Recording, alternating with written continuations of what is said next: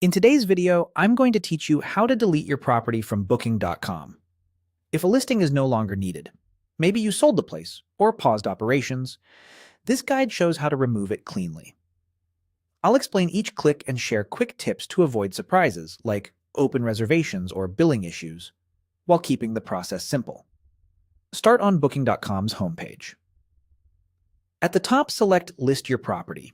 Even though it sounds like you're adding something new, this link routes you into the partner area used to manage properties.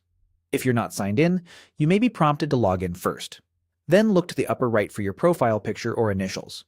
That's the account menu you'll use to reach your portfolio. Open the profile menu in the top right.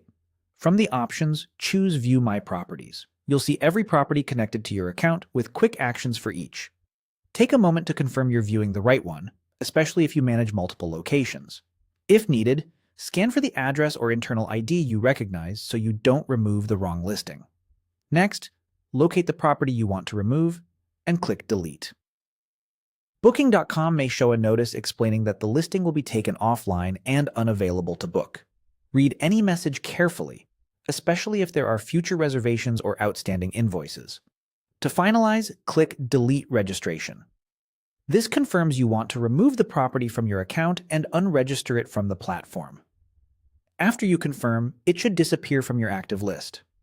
Watch for on-screen confirmations or emails summarizing the change and save them for your records. Before you finish, download invoices or payout reports for your records and make sure any upcoming stays are handled per your policies. Labels can vary slightly by region, but the path is the same.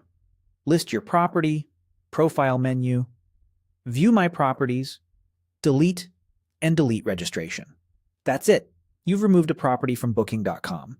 If you need it visible later, you would add or reactivate a listing rather than deleting it. Thanks for watching, and I hope this helped you tidy up your portfolio with confidence.